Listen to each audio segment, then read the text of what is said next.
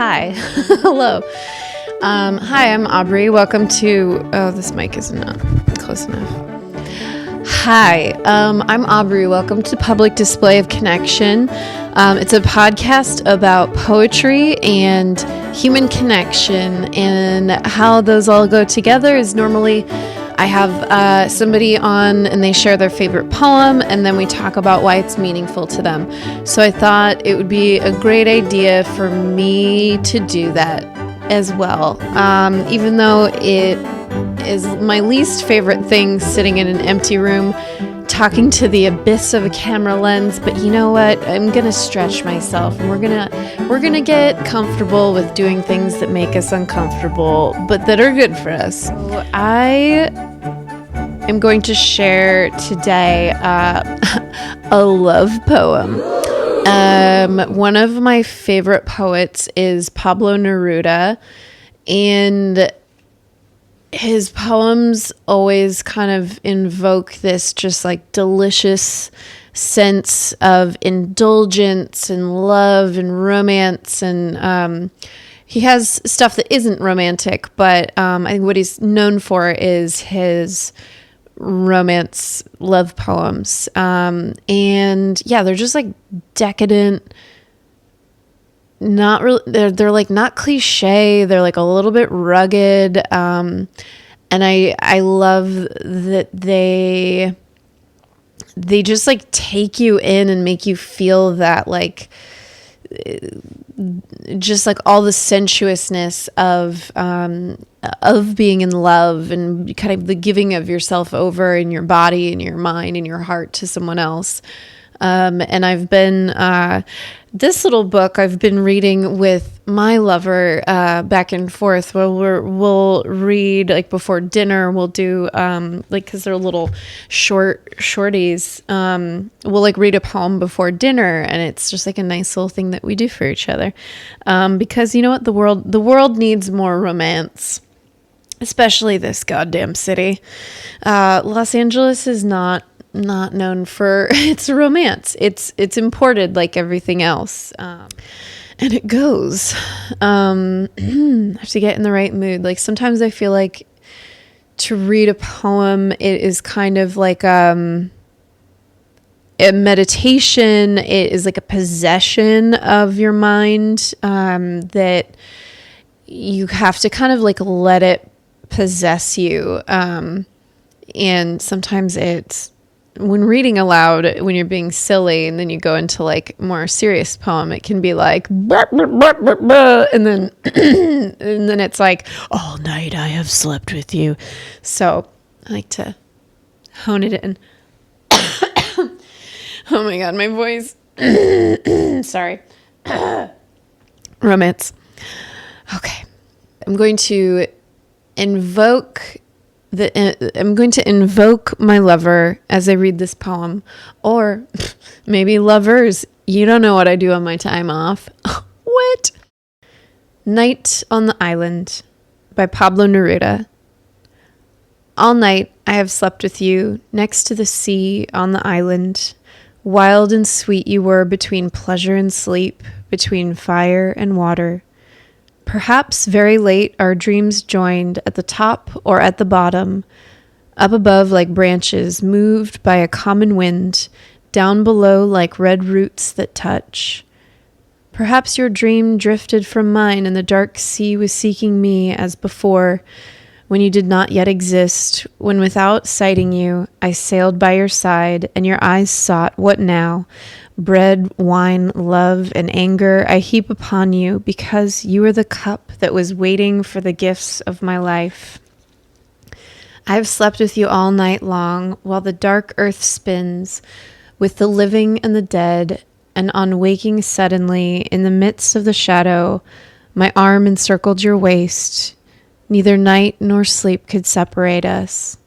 I have slept with you, and on waking, your mouth, come from a dream, gave me the taste of earth, of sweet water, of seaweed, of the depths of your life, and I received your kiss, moistened by the dawn, as if it came to me from the sea that surrounds us. Well, that's it. Yeah.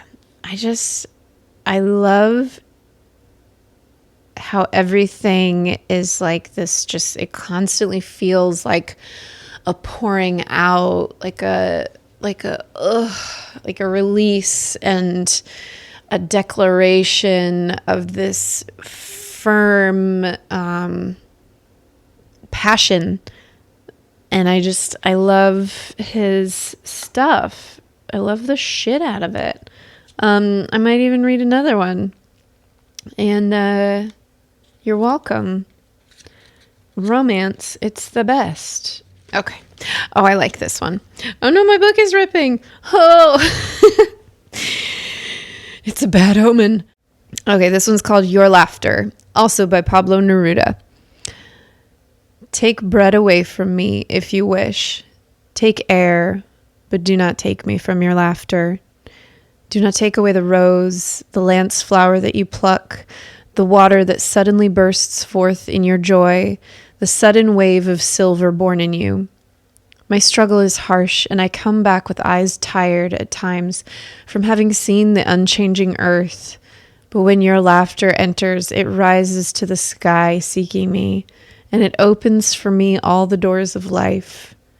My love, in the darkest hour, your laughter opens, and if suddenly you see my blood staining the stones of the street, laugh, because your laughter will be for my hands like a fresh sword. Next to the sea in the autumn, your laughter must raise its foamy cascade, and in the spring, love, I want your laughter like the flower I was waiting for, the blue flower, the rose of my echoing country.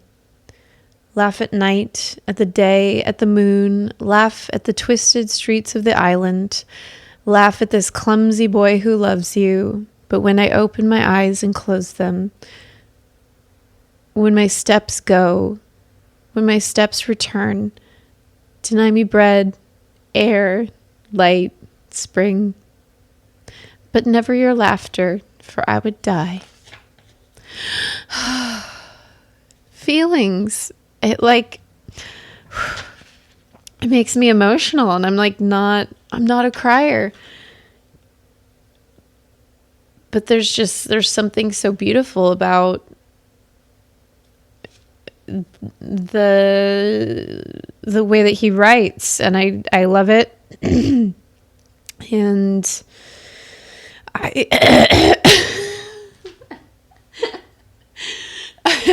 had to redo this 10 times because I'm losing my voice again, and it's just it's starting. But yeah, I just want to compel you to read his work, to write your own love poems, because why not? Why not try and make life more delicious?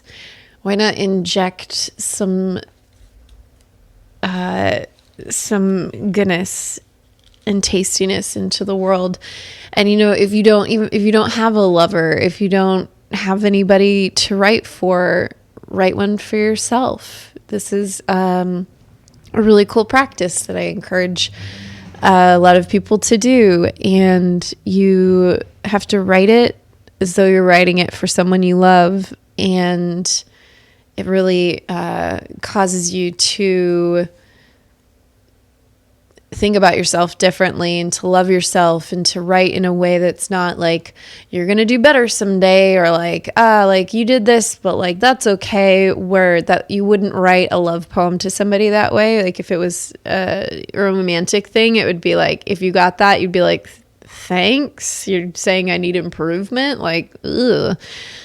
But to just do it in a way that is decadent and indulgent and celebratory, and find the things, and sit and quiet yourself in your mind, and just think about the things that you love, and let them feel them in your body, and just write them down, and give them to yourself, give them to other people.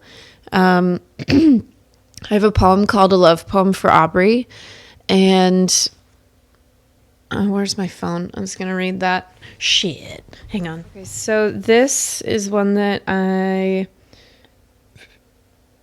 wrote for me. And every time I read it, I love it. It's great. So it's just like a nice encouragement and like a grounding experience, because you're like, it's just like a reminder that you have value and that you deserve to be cherished. So this one is called A Poem for Aubrey, written by me. My dear Aubrey, I must first atone for never writing you a love poem till now, for who deserves it more than the one I know best? I've felt the pulses of your marrow, I know your heart, and seen how deep goodness can absorb. I've reveled in scratching your itches and putting you to bed each night from the couch you've fallen asleep on. Now, real quick, let me squash that nagging initial impression you have of writing a love poem for yourself. I know you worry others will see this as conceit or douchebaggery, but what's the other option? To never sit for a slow afternoon and say kind, luxurious things to yourself? Now that's just cruel. Please, my dear, continue with your delicious activity. You, kid, are marvelous in all the ways I love. People have been quenched by your kindness, been enlightened by the words that fall from your lips, loved themselves more because of you. You are the perfect measure of wild and spicy, but people still trust you with their children. And girl, your credit score is 810. You can make anyone with a pulse laugh almost all of the time. Even the grumpy clerks at Vaughn's, and kids and nuns and old Irishmen covered in sawdust, and your first piano teacher. She's a real kick in the pants, she told your mother. What a neat superpower you possess, my dear. Excellent at back rubs and head rubs and more. To me, you are the sigh of a puppy who just plopped down for a nap. An assassin on the dance floor. You write awesome love poems. A sweet treat to cuddle with. Entire universes are contained behind your green eyes. And oh man, have you hung in there. A survivor of both chronic and sharp pains, and broken hearts, and public farts. Sorry, I had to. You've opted to see the most of the world and made beautiful love under foreign stars. And remember that time you hauled that 50-pound suitcase miles up that giant gravel mountain alone in Italy with your giant backpack on too, and the wheels broke off, and you thought you couldn't do it, but somehow you did it anyways, even though it felt like you were going to die on that Tuscan hill? I was pretty impressed by that. And also, my love, my dear, my universe, your body is banging. I love you forever. Love, Aubrey.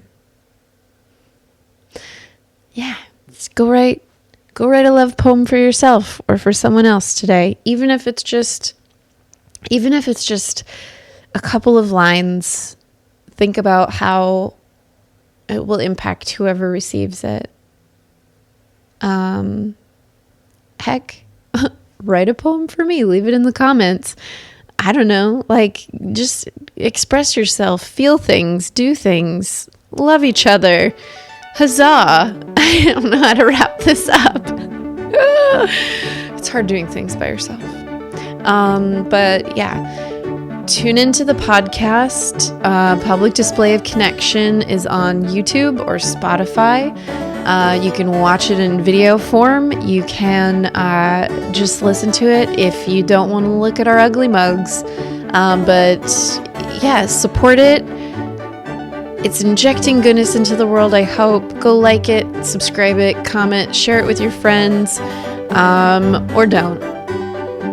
I'm going to go eat a bowl of cereal. I got Captain Crunch today because, you know what? I'm treating myself. Have a good day.